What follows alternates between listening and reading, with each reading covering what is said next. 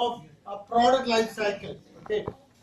So whenever you're going to manufacture or even a service is going to be rendered, there's going to be a positioning, how well you're going to position the strategies in such a manner that you can really go according to the plan phase.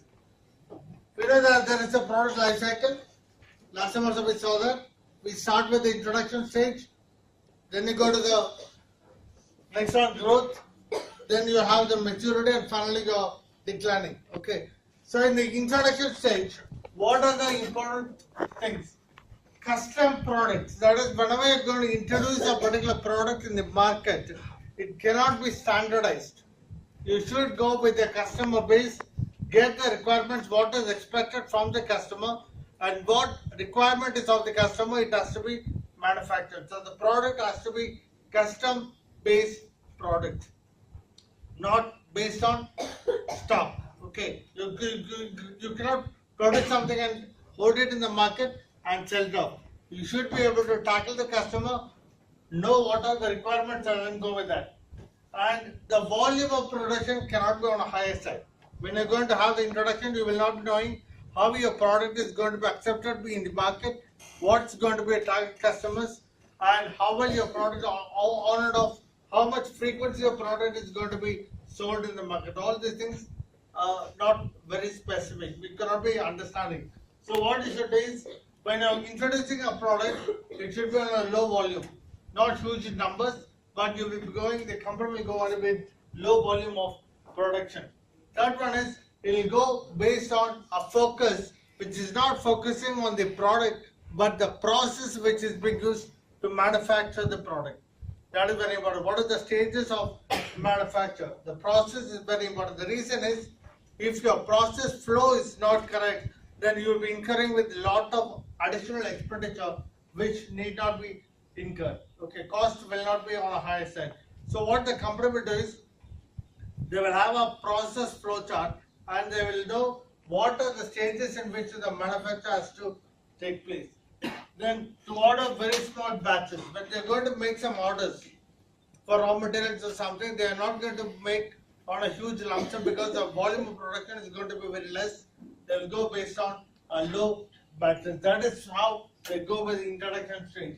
And when the company is moving to the growth phase, slowly the company from the introduction, they move on to the growth phase, they will go with slightly standardized products. Not everything is standardized, but certain products will go based on standardized method because they know they got a customer base. So because they got a good customer base, they can sell the product which they have manufactured. So they will go based on a standardized one. And low, here also they will not go very high volume, low volume. They will focus on the process and they will go based on to order, not based on to stock.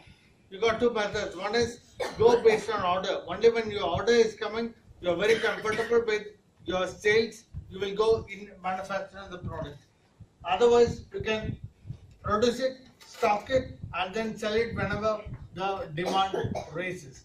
But here, when you are going with the growth phase, they will go based on to order, as usual, small batches. When next in the growth phase itself, they go to the slightly go towards maturity. They go with standardized products, purely standardized. They don't depend on the customer because they know that whatever product they manufactured, it is going to reach the market. Okay, and in that case, they will go with high volume. They will go based on product focus, not based on the process, because already the process is standardized. They will go based on a product. What is the product is very important. The product quality, the cost of the product with competitors, product and all that. So they will be focusing only on the product and they'll go based on production lines. So they got various methods in which they produce a product. They go based on production lines and they will have large batches because they are very sure that the product is standardized, it is appealing in the market, they got good customer base, they can easily sell the product whatever they are manufacturing. And when they go for declining, slightly declining stages, they go with highly standardized because they know that there's no way in customizing the product because new technologies are coming, modern equipments are coming, modern views, modern ideas, modern ethics are coming with the customers, the requirement of the customer also changes. It will not go based on what exactly they are going with the olden times. They produce high volume, product focus, and two stock. Instead of ordering based on the orders, they go based on stock. They don't produce based on what the customer is requiring. They already produce and stock it, and from the stock they will sell the product whenever the demand rises in the market. And they go on a continuous stream till they go with a new product or a new process or a new technology, which is very essential. Right. When I go to positioning of the services, this goes with a product which is going to be manufactured. And nowadays, the service is very important. Whatever services are being rendered, how you're going to position the service. Two types of the one is the service design and type of production process. Service also has to be designed. How well our service can be delivered to the customer, what really the customer is expecting. You must have the requirement of the customer, improvise on the customer's need, and standardize or custom service can be provided. And there should be a contact with the customer. Whenever a service, pure service is going to be rendered, the contact with the customer is very important, because they're not going to have a product there. The service itself is going to act as a product. Whatever services, say for example, a legal firm is there, they're going to offer some services for a client. In that case, there should be a personal contact between the client and the legal advisor, who is going to advise the client on certain terms. Okay. So the personal contact, the customer contact has to be established, and there should be a mix. Sometimes you'll be having production as well as service both together. Say for example, in a hotel, they are producing some goods, some eatables are being produced. So these are goods as well. They are going to service the customer, and both of these are coming as a mixture. So they are going to mix the product and the services. So product is a tangible good because we know, we feel it, we really know that what is the health of the particular goods or services, and the pure service is something different. Service will give a personal contact or a rapport between the customer and the service provider. And what is the production process? It can be cohesive manufacturing. Cohesive manufacturing means it may not be fully product oriented. It can be product oriented as well as it can be a service. So for example, you take McDonald's, you'll be having a production process, products are being produced behind the scene where the kitchen is there, everything is there. They produce the goods, then they are coming out with the service. What kind of a service is being offered by McDonald's, that matters. So there is cohesive manufacturing, and customer as participant. Whenever a service is there, customer will always have various opinions. All the customers are not going to be the same. So the service has to be given to the customer based on the customer preferences or the customer taste. So customer requirement is one which is very essential. It differs between customer to customer. So all the customers, some customers will be so patient, some will not be patient. Immediately they will need the service which has to be provided by the service provider. Whatever, even in a hotel if they are going, they will not be in the patience to wait till the food arrives. So they'll be in a hurry. Some will be very relaxed. Some will come there to have a chat or something, and they want more time. The service provider should not be asking them on and off to just keep going. Please go because time is up and all that. That will mar the situation. So the customers differ. So customer is a participant, and customer is also considered to be as a product. Here two ways we should see the customer. Customer is not only a participant in the services which are being provided, but customer himself is a product, because servicing that particular customer, and customer is not happy, certainly his feedback is not going to really give a better picture of the company or any service provider. Okay. So what we are doing is, I'm going to give you a mini case. So just note this mini case. McDonald's has a very successful positioning strategy. That is what I'm giving.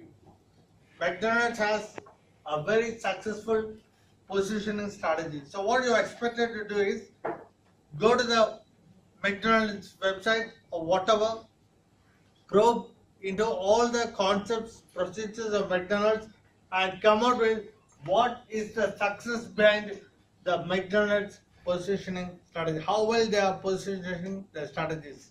Okay, this is a group effect, so I think 9 groups are there. So I need 9 different ideas. Okay, each group, you can go to the McDonald's website, have a clear picture of how McDonald's are positioning its strategies and what are the success norms behind McDonald's. Right? Right. But this next one is designing of goods and services. I've given you certain designing of goods and services, certain steps here. 6 steps are there. Okay. If you carefully watch these 6 steps, this side we are going to have 6 steps considering goods. Okay, considering goods, and the same 6 steps for services. So we are going to have a clear idea on how well the goods and services are being designed for goods which are tangible and for services which are intangible. Okay, goods are, we can feel the physical presence, we can know what exactly the goods are, we can touch, feel and all that. Services are intangible because we can only feel it, but we cannot touch. There is no physical appearance for the services. These 6 steps are there. You can see that up to step 3, goods and services are going alongside. From step 4 onwards, we have just some separation between goods and services. Here we have 4A and 4B will represent the step 4 for goods, 4C and 4D will represent the steps for services. Okay, and then once again, all these 2 are common. Market introduction, development, marketplace evaluation. Both are common for goods and services. So just observe this. This will give you a better idea. First thing, as we know, there should be a strategic mission and vision statement. Right? There should be a mission and vision of every company, and which could be giving a reason for the business strategies, the business plan, whatever the next level management is going to work upon. So strategic mission and vision has to be framed whether a company is going to produce goods or whether the company is going to do services alone, or there is going to be a mix of goods as well as services. Next one is strategic and market analysis and understanding the competitive priorities. So once the company framed its vision, they will make a market study. How well the product or the service is going to reach out to the market. What is the market? Who are the customers? What is going to be the customer target, and how well you can reach the customers, and what are going to be your priorities. You are going to prioritize with your competitors, probably on time delivery or time in manufacturing, how well you're going to do it, the location, that can be one of the priorities. It can be a layout, the design of your company structure. All these things might really help either company to achieve its mission statement. Okay. Third one is customer benefit package design and configuration. We call it as customer benefit package, CBP. So CBP is where the companies are going to offer or market its products, sell its products, design its products according to the customer's need, and deliver the products to the customer. They're going to give it as a whole package. Nowadays, the company is not going to give only the product which is going to be manufactured or only the exclusive service which they're going to render. They're going to give it as a package, whether it is going to be goods, products, or whether it is going to be the services. Everything should come as a package. And how these are coming, we'll discuss with our case. Then fourth one, detailed good service and process design. So after when the company has decided to deliver the goods or the services as a package to the customers, they will be designing how the goods or services have to be manufactured or rendered, what could be the design process. How will you going to design the process in which you're going to deliver the goods or deliver the services. So for this, when you're considering goods, you got two things: manufactured goods, design and development, process selection. Why goods are divided into these two kinds? When you go to manufacture a particular product, two things are important. One is the product itself. Okay, the product is going to manufacture. Second one is how the product is going to manufacture. What is the process involved in manufacturing the product? So two things have to be decided by the management. One, what is the product that they are going to manufacture? When they are going to manufacture a particular product, let's call it as product X.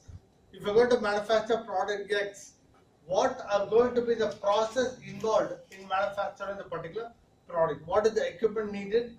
What is the process? What are the stages in which the process has to be accomplished to come out with the finished goods? So there are two things involved in goods. One is deciding about the product and deciding about the process adopted to manufacture the particular product. When you go to services, service and delivery system and service encounter. Normally, there are two things in services. One is how well the service is being delivered. And second one is with the company also will see to the encounter of the customer. So delivery means, say for example, you are going to a hotel and going to stay in a room. Then the receptionist, they are going to have contact with the customer. They will be giving their services to the customer, and finally, the customer will be landing in the particular room. Okay, that is delivery system. The services are being delivered by the receptionist to the customer. And second one is service encounter. After the services are being delivered, what is going to be the expectation requirement, whether he is fully satisfied. Customer is highly happy, totally happy on the particular hotel. He is happy with the services. Whatever he is required, whatever is expected from him is really delivered by the hotel receptionist. That comes as an encounter. So one is a service is being delivered by the particular service provider, and second one is how well the customer is satisfied with the services that are being delivered by the customer. Service encounter will be there. So in manufacturing, you'll be having what are the goods that are going to be manufactured, what is the process in which the goods are manufactured. When I'm going with services, what kind of a delivery is being done on the services that are being provided, and what is the encounter between the customer and the service provider that happens after the services have been delivered, whether the customer is fully happy or satisfied. Okay. Then finally go with the next step, step 5, market introduction or deployment. So after this value, they will be deploying into the market, entering the market with all the marketing strategies, selling strategies, delivery pattern and all the things, where the goods or the services are finally delivered in the marketplace. And this one is very important, marketplace evaluation. We call it as a graveyard. The reason is after the services or the goods are being delivered and feedback is obtained, sometimes after the market is being evaluated, the company might feel what are the missed out opportunities from the product which is delivered or the services which are being, they might have more errors, they might face with some difficulties, they might not be having a real good customer feedback and all that. So what marketplace evaluation is the one where you will decide what the goods or services are really like, whether it is likable by the customer or whether the customer needs some changes. So based on this, they will go with the entire process once again. Okay. So to understand a clear view, this is how the goods and services are being designed. To have a clear understanding, we will go with the case study, Lens Crafters. Okay, so I've already posted the Lens Crafters case into your WhatsApp. So now what we'll do is, we'll open up the case, read the case in alongside with this particular design. Okay, the case can be read with this design in mind. So this design, you can view it, view the case, whatever is given, study the case, and then we will understand, have a better understanding on how lens crafters are doing it. After starting this, each group is expected to prepare a design, product or a goods or service design based on any company of your choice. Okay, any company of your choice. It can be an existing company or it can be a startup of your own.